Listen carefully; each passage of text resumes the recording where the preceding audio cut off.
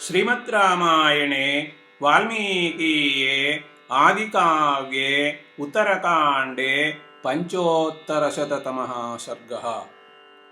दुर्वासस आगमनम्।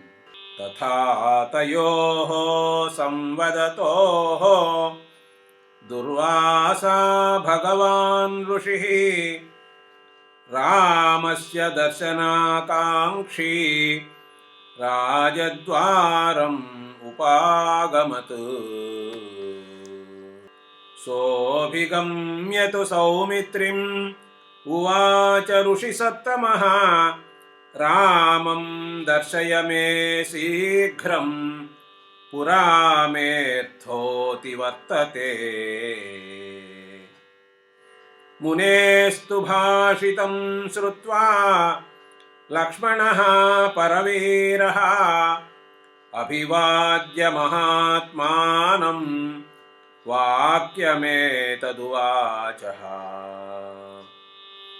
किं कार्यं ब्रूहि भगवन् को वार्थः किं करोम्यहं व्यग्रो हि राघवो ब्रह्मन् मुहूर्तं प्रतिपाल्यताम्। तच्छ्रुत्वा ऋषिशार्दूलः क्रोधेन कलुषीकृतः उवाच लक्ष्मणं वाक्यं निर्दहन्निव चक्षुषा। अस्मिन् क्षणे मां सौमित्रे रामाय प्रतिवेदय।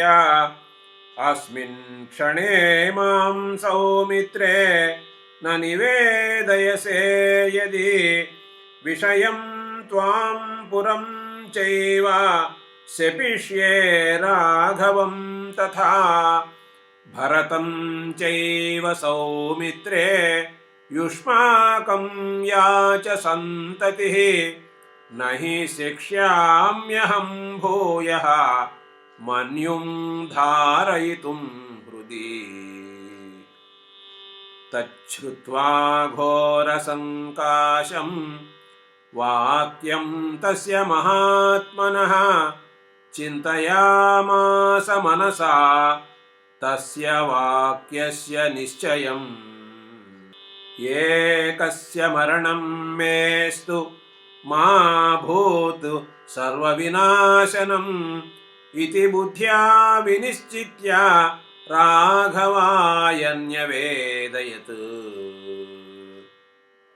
लक्ष्मणस्य वचः श्रुत्वा रामः कालं विसृज्य च निःसृत्य त्वरितं राजा अत्रेः पुत्रं ददर्शः।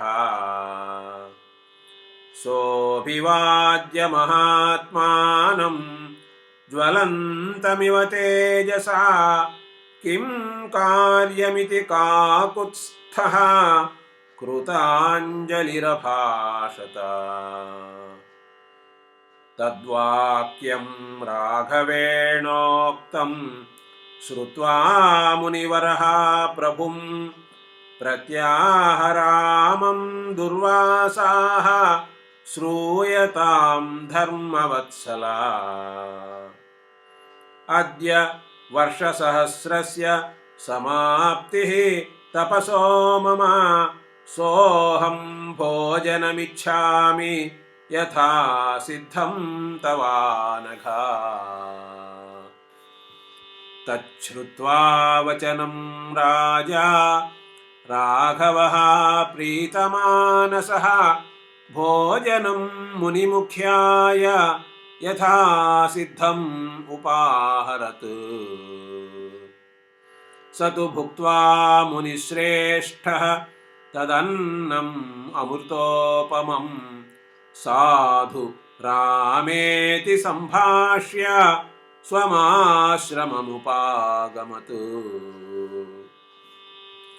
तस्मिन् गते मुनिवरे स्वाश्रमं लक्ष्मणाग्रजः संस्कृत्य कालवाक्यानि ततो दुःखम् उपागमत्।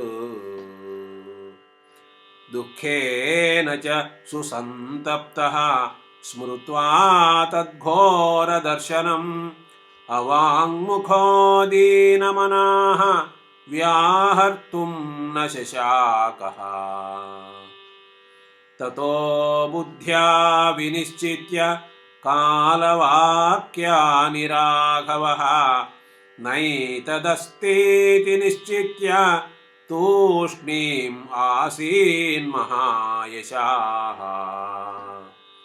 इति आर्षे श्रीमद्रामायणे वाल्मीकीये आदिकाव्ये उत्तरकाण्डे 5,500तमः सर्गः।